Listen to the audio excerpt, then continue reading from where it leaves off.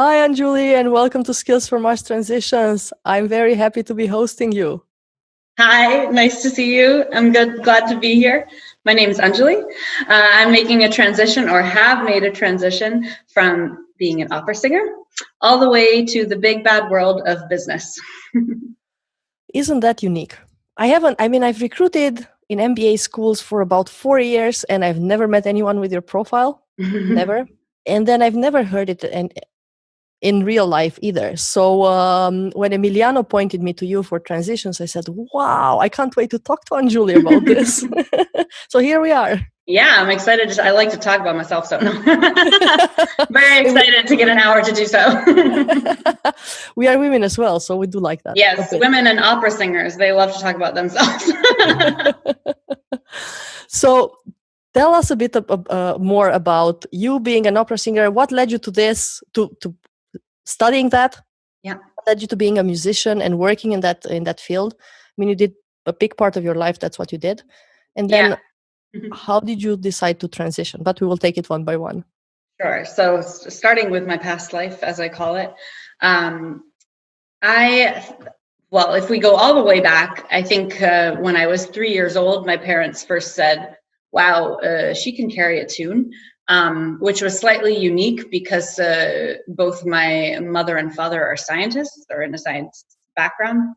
My father is a millimeter wave engineer, and my mom is a marine biologist and environmental economist. So they're both more science-based, research-based backgrounds. So that was a little unique for the family. My sister's also a lawyer, so it was the crazy creative one, or could hold a pitch lady.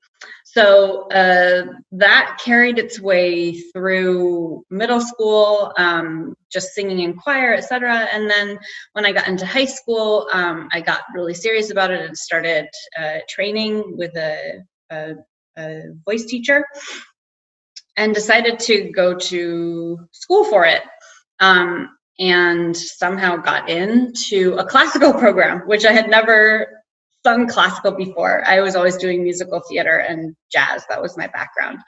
And I ended up loving it and wanting to learn more and more and more about classical. Tried all sorts of different kinds of roles, really started to understand and appreciate the kind of slow unravel of classical music.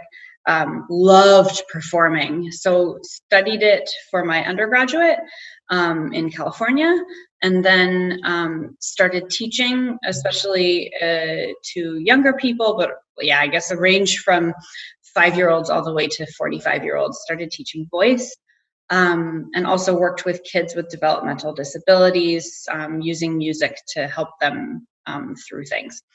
And then just wanted to continue with that performance element of my life, because I just was always drawn to it, being on stage, and decided to take a master's. So I moved to New York and went to Brooklyn College Conservatory of Music, and I took my master's in opera performance there. During that, of course, performing the whole time is a big part of a master's in performance. It's not as much like lots of tests as it is actual performing. So did a lot of that, did some touring, etc. Graduated and entered the very competitive New York scene of trying to be a professional musician. I actually started by auditioning back in musical theater, even though I was classically trained. So that was the education and performance side that were kind of mixed together. And during the education, I was doing a lot of performing. And then I'll take one of the small pivots to move us along a little bit to how I got to where I am now. After I graduated and started auditioning, I was doing a lot of reflecting, because the life of a professional musician, classical musician or otherwise, isn't an easy one. You have to want to get the rewards, but you also want to take the sacrifices that are definitely going to be part of your life. And they can be big sacrifices. You can spend 300 days out of the year touring. It's harder to find a family. You have to spend many hours alone. practicing, etc. So doing and reflecting on that. And I wouldn't say that I was opposed to that part of the sacrifice, but I think what I was concerned, or what I felt was missing, was the bigger impact. I knew that by being a performer, I was able to impact the audience and give them something hopefully special that could affect their creativity, could give them an emotional release, et cetera, et cetera. I thought that that was impactful, but I was still just searching for something more. So what I ended up doing after I graduated from that master's was starting to research more music therapy, which I had dabbled in a little bit, as I mentioned, when I was working with kids with disabilities when I was quite young. And I went into that field, actually. I ended up in another master's program in New York, at New York University this time, working in music therapy, or studying music therapy. And a big part of that was doing your own practice and field work, wherein I worked at a children's hospital with children with terminal cancer and severe blood disorders. So my work there was normalizing the hospital setting, helping them deal with all the emotions, and not just the children that were there, but also their families, because there's so much to process, from medical procedures to dealing with the changes to dealing with death and even more serious things. So studied that and worked in that field for about a year. And I loved it. It was very hard work, especially. That's what I think it's rewarding, but extremely hard. It was really draining. It was emotionally draining. And especially, it made me reflect a lot, not just because of the fact that it was emotionally draining, but because I saw how many of the doctors interacted with the music therapists, that it was, maybe the first thing to get cut funding wise, that it was sometimes an afterthought. That might be too severe to say, but it wasn't, there was a tension, or this is the medical hardcore science, and then there's that fluffy stuff that we do for the emotions, but that's not that important. We need to fix them and get the cancer away, right? So it was difficult sometimes to get funding. I wasn't able to do exactly what I wanted all the time. And so again, because I am very self-reflective, went back and started thinking, is this what I really want? What's missing? What's the piece that would make me feel like I'm having the impact that I want, that I feel satisfied, et cetera. And I started then looking at what was missing out of both being a classical musician and the impact I could make there, and being a music therapist and the impact I could make there. And in essence, it was, to an extent, a business acumen, funding, and the ability to make funding, the ability to kind of create reach out of what you're trying to do so that you can make a larger impact. And I thought that I could kind of exemplify or make a better end product, I guess, as it were, if I knew more about business, this world that, like, as a musician, like, yes, many musicians are very business savvy. They learn to be so, but many are not. And you don't learn it in school, right? There are no classes in business, I imagine, as there are no business classes for doctors where you just study music. Exactly. And I'm sure that there are programs out there that incorporate that. I wouldn't say that none do, but the ones that I was in don't. They focus very much. Basically, the programs that I was in, if we lived in a society where we still had patrons, where there was like, a rich king who just had like a staff of musicians and paid them money to create and whatever, then it would work, and musicians would flourish more. But it's not like that. And the programs that I was a part of were much more based on like, hey, maybe you'll make it, or maybe you will live hand to mouth, performing in small theaters, which is also wonderful and perfectly wonderful way to live your life.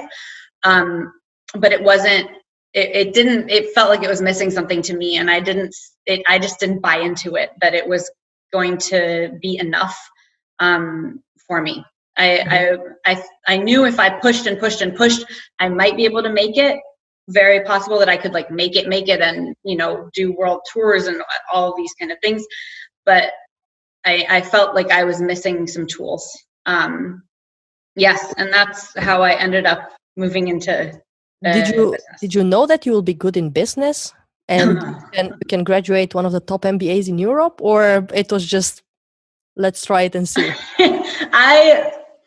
I have to say, I don't think I knew what business was before I went to business school. Okay. I don't think I knew what an MBA was before I went to business school. I don't think I knew what an MBA was until I started working and started reflecting on what I had learned and on all of those experiences and putting things together and really actually being able to take the tools and use them. But yes, I thought I would be, I guess, okay at it. I wasn't personally concerned about the math element that I think you would assume that a musician is particularly nervous about. It wasn't something that I had exercised on a regular basis in many years. But that personally wasn't something I was worried about. I come from a family of scientists. So because music is math.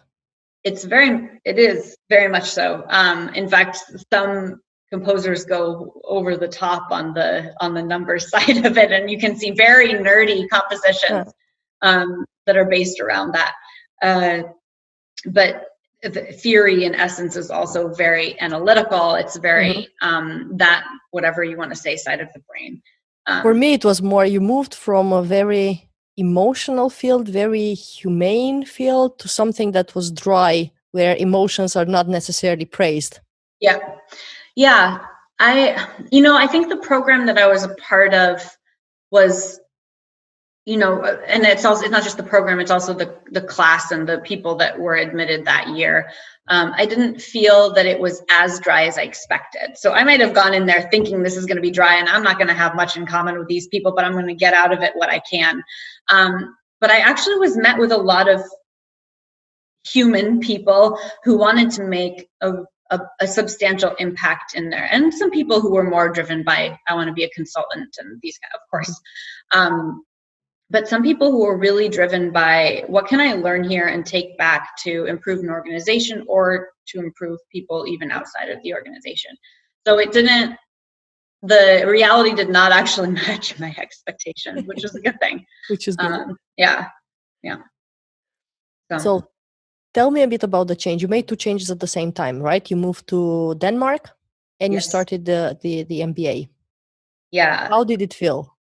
That was a whirlwind for sure. I definitely didn't prepare myself for it, in that I didn't take the time to, I guess, let that soak into my body. Like, what is this going to feel like? I thought, first of all, on moving to another country, I thought, well, it's another Western country. My partner is also Danish, which was the selection of country was also decided by that factor. We were living long distance for 2 years or so, and decided also that maybe living in the same country could be nice. And I simultaneously decided, okay, let's also do this shift. So all these moving pieces. But I thought moving to another Western country, this isn't going to be that different from the US. I've said this before and I say it cautiously, but it is true that I think as an American, we have a tendency to think that everyone else is just like us because we see the US as kind of the center of the planet, right? That's not untrue of most Americans. So even though I actually have a mixed background, my father's from India, but I still, even as a daughter of an immigrant, I still have this perspective that, the US is like it is everywhere because they all just follow us, and why would they want to be anywhere else, any other way? That was not true.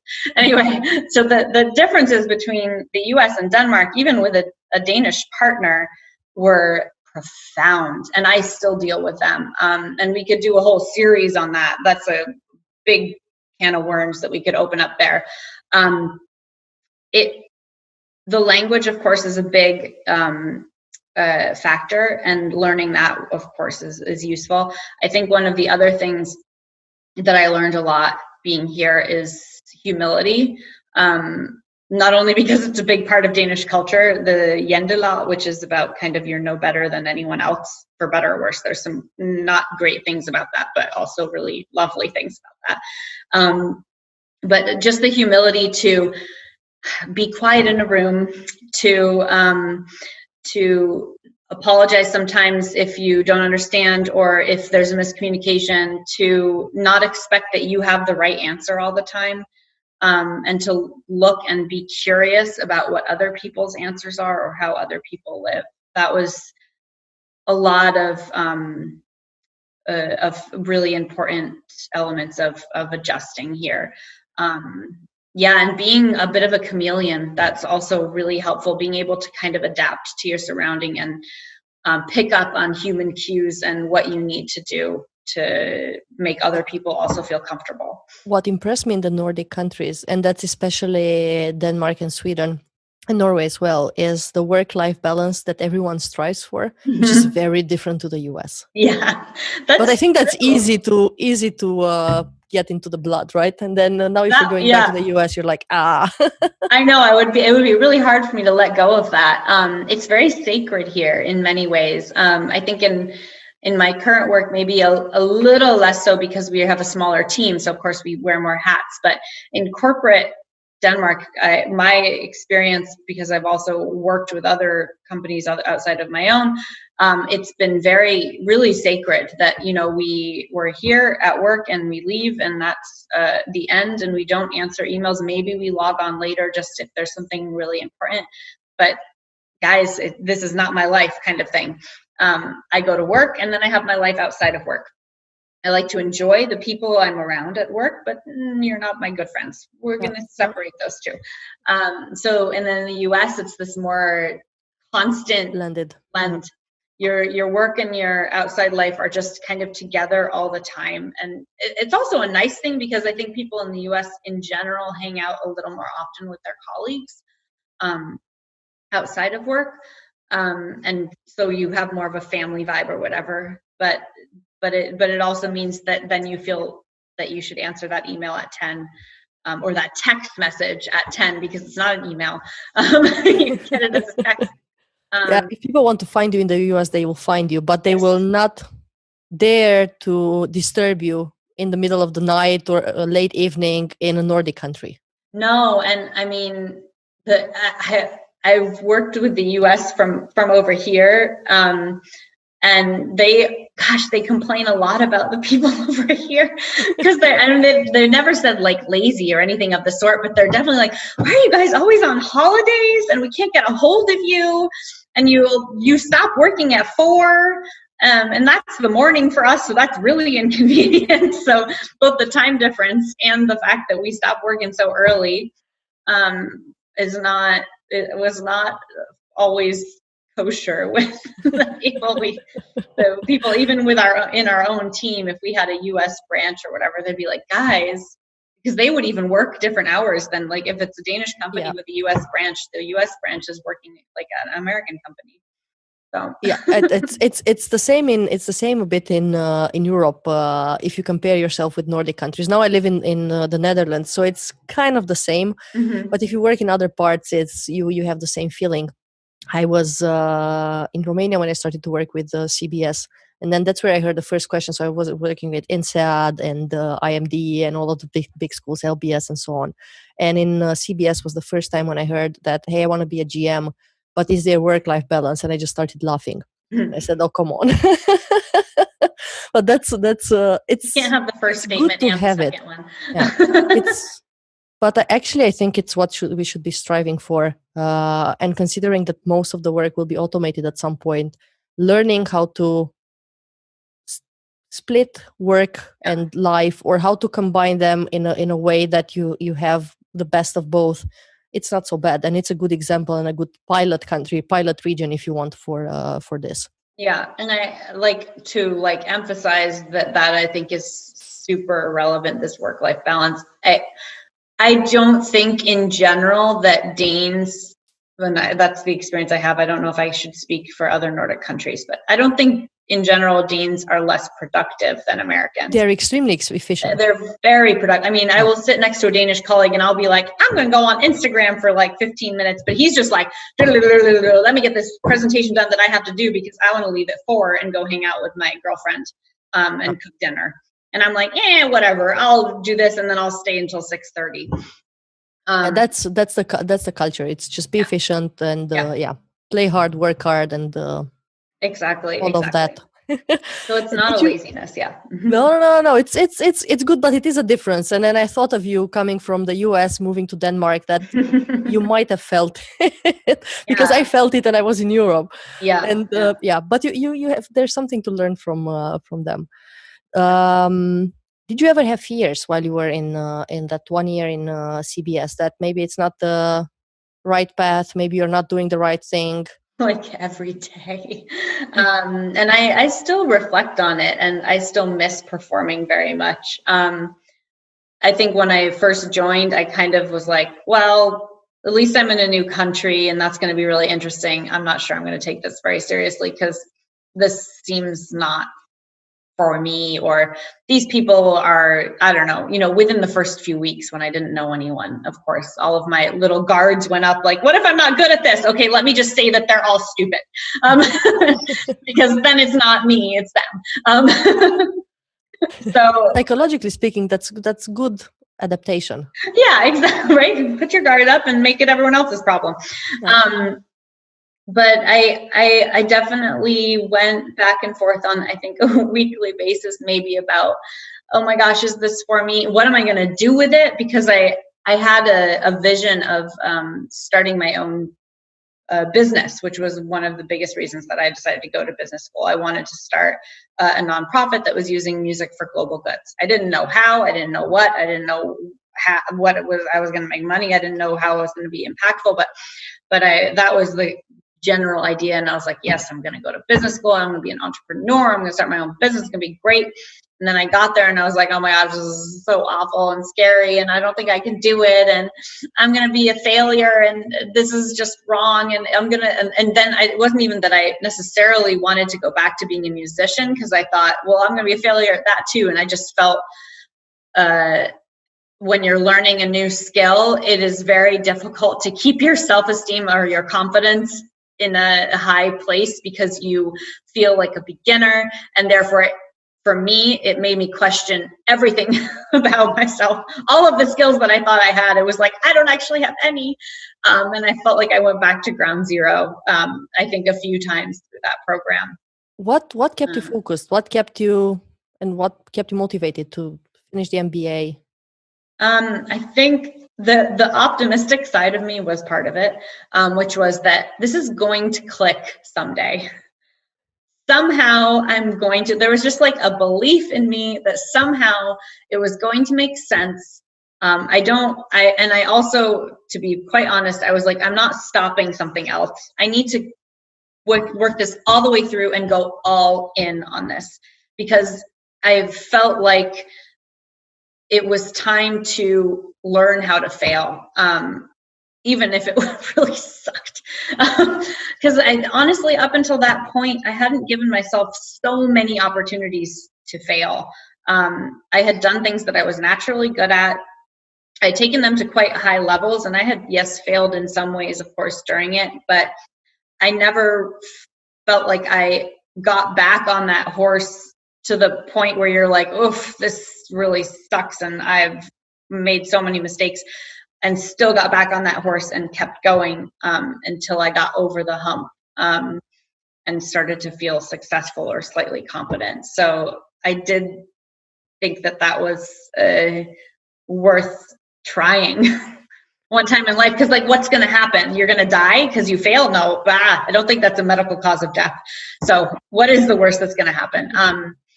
You're going to be out of some tuition money, which is not a small thing, but you'll have an experience that will definitely bring you to something. And I think having that level of positivity and that kind of faith that I had gained from other, even relationship failures, that it always got better and that I was always happy that it happened anyway.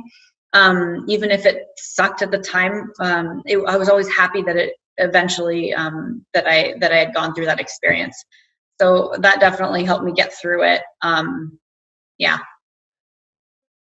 How did it feel to be a junior again? Because during the MBA, you were just learning, right? And everything is new.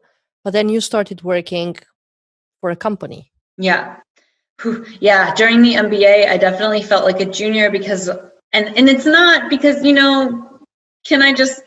business is pretty common sense. It's not rocket science, but business people like fancy words that mean very simple things that are very logical and common sense. But they use these words that I didn't know because I wasn't in the world and I hadn't operated in a business or in a traditional corporation, where I would learn those words or what they meant or what they were talking about, even down to a financial statement. I know what a financial statement is in theory, of course, but I haven't sat with one at a corporation and looked through it on, and that's that product we made and that fits into this line. And it's pretty common sense, as you say. I mean, it's completely plus minus what Yes. goes into the building of a product. It's very, yes, even corporate finance, which I was a little I don't know even what this is. It is common sense when you have the experience. But being a junior in the MBA was challenging, mostly because I lacked the experience to back up the common sense. And now that I've had the experience, I'm like, oh, I should just go back and do that MBA, and I would have been even more floating through it because it is very logical once you understand the background. So that part was that was very difficult. And I let a lot of things go over my head and said, okay, we'll park that for later because I don't get it. And I'm not going to because I don't have the experience. How can I get it? I learned a lot, however, in our final project when we did a strategy, integrated strategy project. I think it's called ISP. Yeah.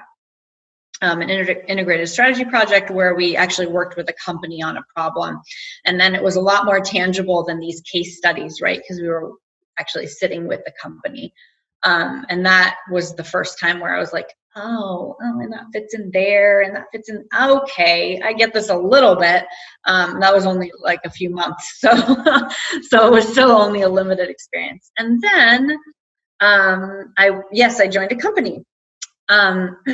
And I joined a large corporation, and I really struggled with everything, first and foremost. But the first thing that I struggled in a corporation was with people's motives. I went into that company thinking, we are all here to make this company the best it can be. We're all here for the success of the company. This is so ignorant. I mean, I really did go like a 18-year-old. I don't know even. You are the dream of a recruiter. Yeah, but I was like, we're here because we want to make everyone's life better, and we want to perform for the business. We want the business to be its best self. And then I'm like sitting with people and their separate agendas and their separate motives, and I'm like, what?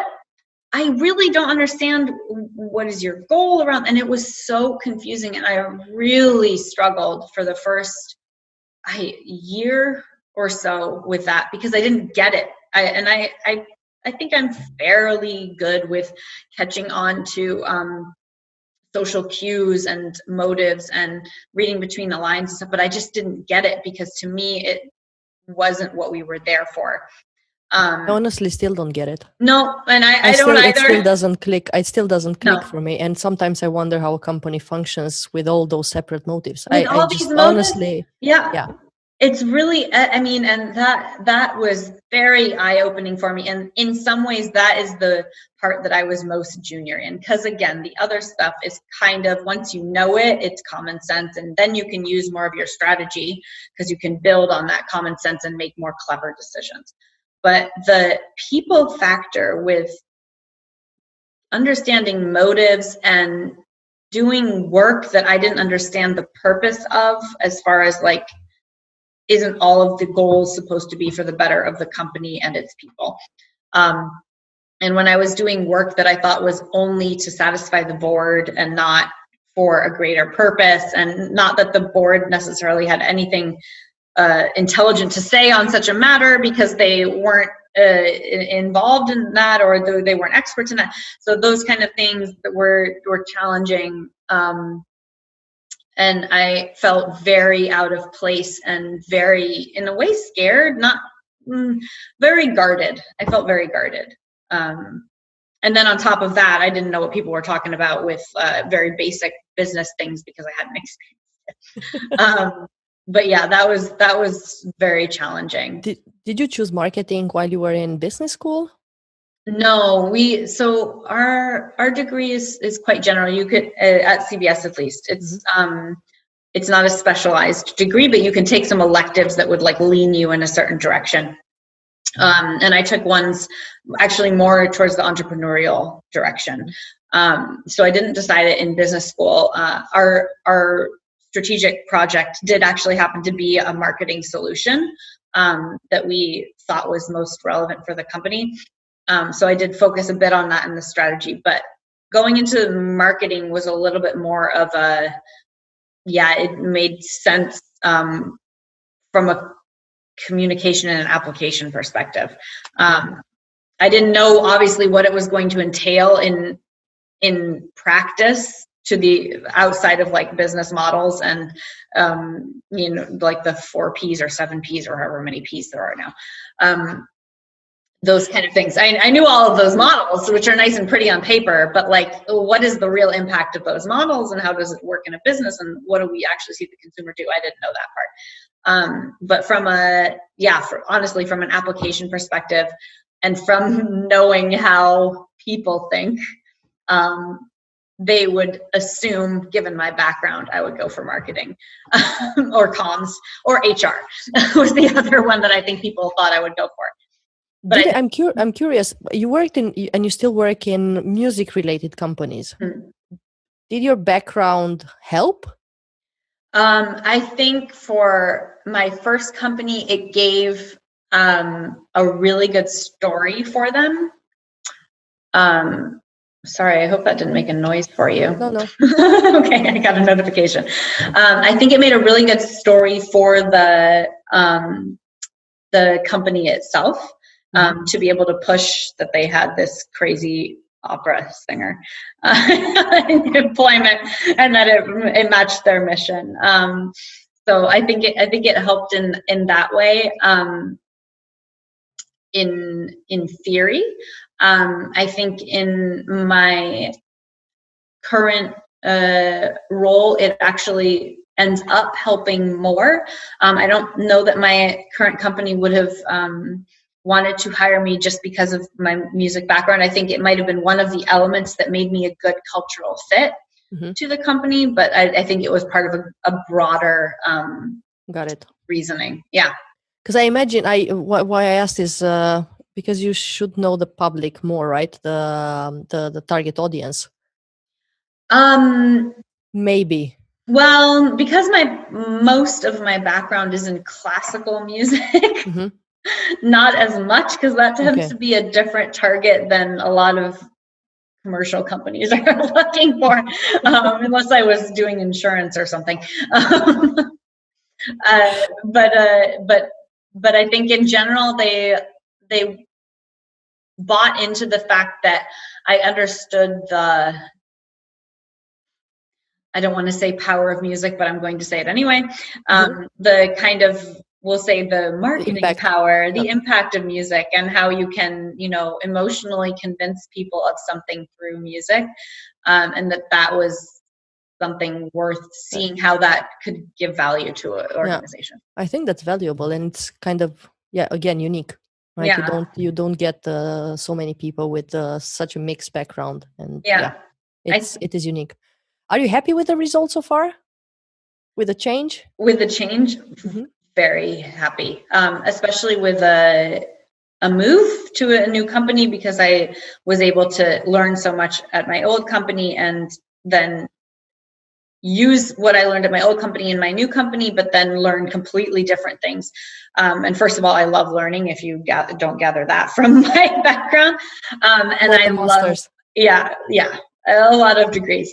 But I also love actually executing what I'm learning and therefore growing and becoming an expert. And that is just super exciting to me. I love the analytical element of what I'm doing. I love that I can actually do it and be heard and have action and impact in my organization, and not just in my organization. I'm really focused on like what's happening outside of the organization, what's the impact that's happening outside.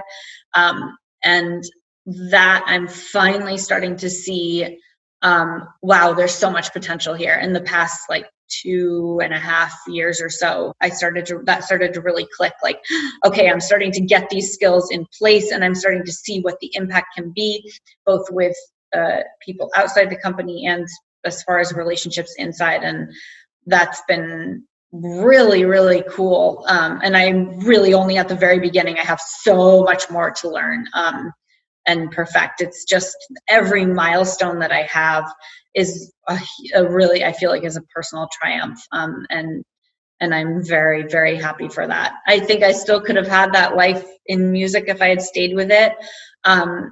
But I'm very happy for what choices I've made now, looking back. Are you still dreaming of being an entrepreneur? I am. So the company I'm working with in now is actually a startup. Which was a dream anyway, because then you get to wear lots of hats and get like real tangible experience. And what I decided after graduating, when I was like, I have all of these random business models in a nice little pocket drive on my computer. What am I going to do with? Am I going to start my own business with a drive of theories? And I didn't feel comfortable doing that. I didn't have that in me on top of everything else transition-wise in me. I think my dad was a little disappointed. He really wanted to be like, now go start a business. And I was like, okay, I want to learn a few skills and apply them in an organization and see the successes of others and failures of others in an organization. So it is still absolutely in my head that it's going to happen someday, also because I don't like answering I have a little bit with authority. And I think I would like to be my own boss for a while. But I definitely plan on that. It's just that I want it to be right, and I want to know what I want to do. I think I want to have something that I'm passionate enough, because I know personally I'm driven very much by passion. And as soon as I have like the concept that I'm really passionate about, then that's going to, and the network actually to support that, I think that's really important.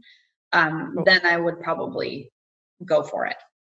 So I guess your parents are happy that now they not only have science jokes in the family, but they have business jokes as well. Exactly. And my dad is actually a stand-up comedian for fun. He does that, gigs and whatever.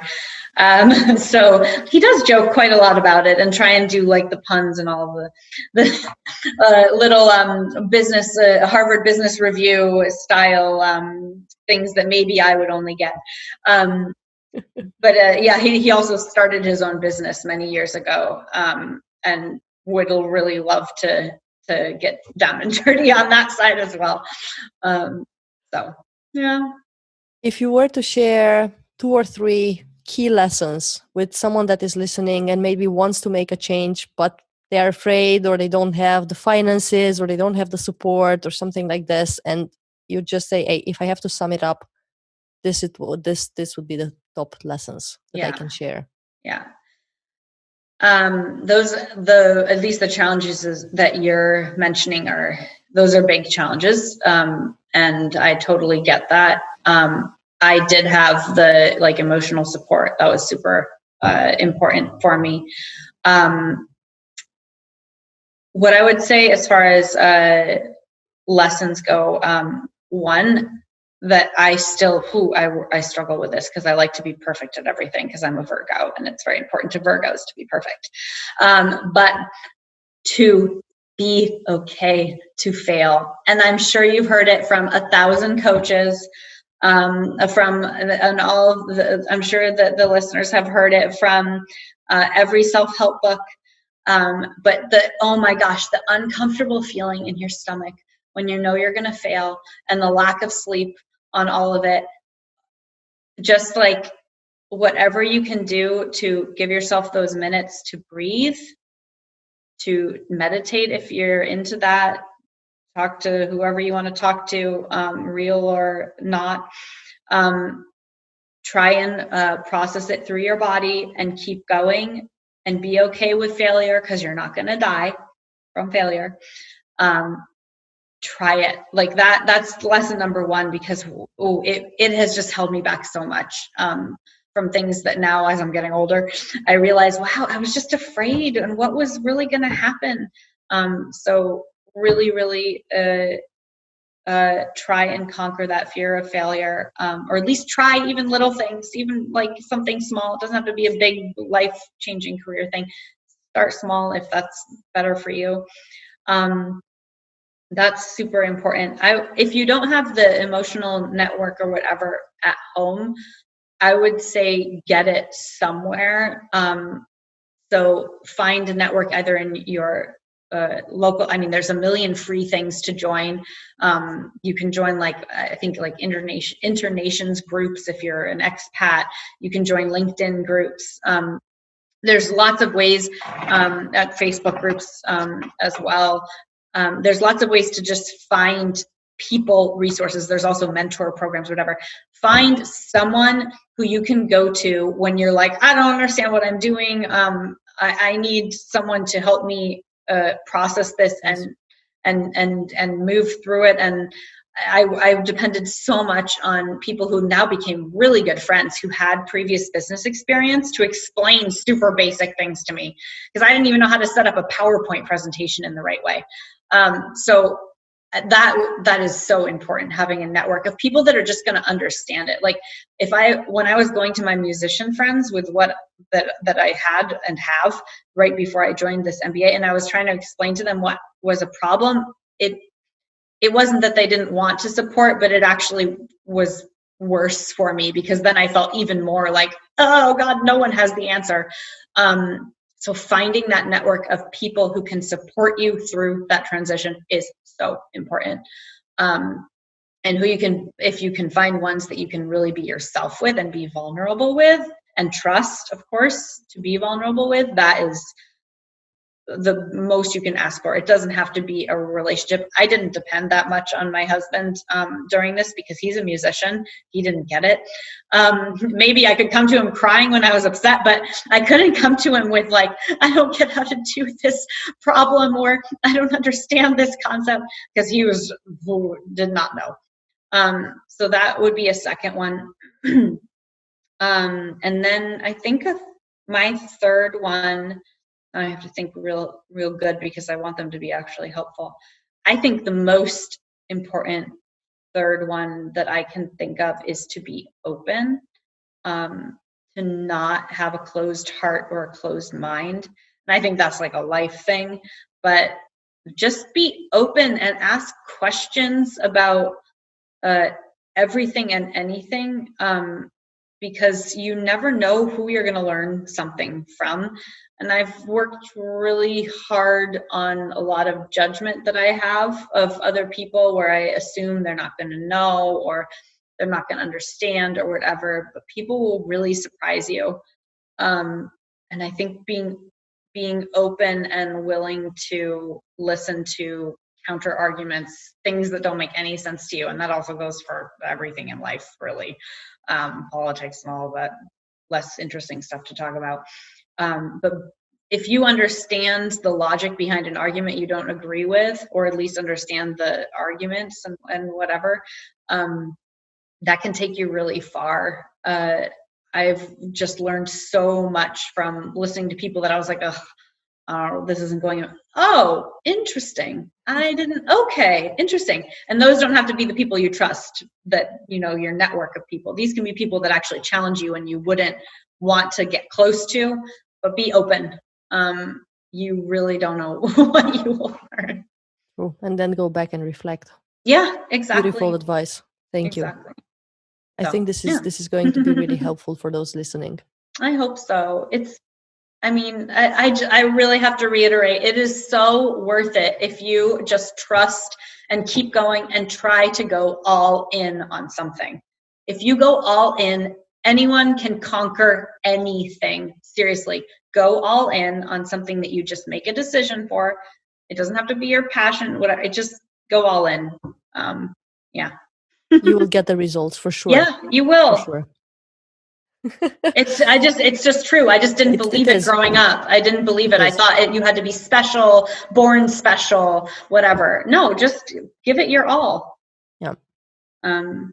Is there something I didn't ask you, Anjuli, that maybe you wanted to say and I just forgot asking? No, I don't think so. I think the last thing I said is really, for me, the most important reflection on this time and transition period is to go and don't look back and reflect back, of course, but don't look back and worry and question and go for it and kind of, I guess, just like I said, just trust that things usually work out. Awful things happen in life, mistakes happen, all these things, but they do work out.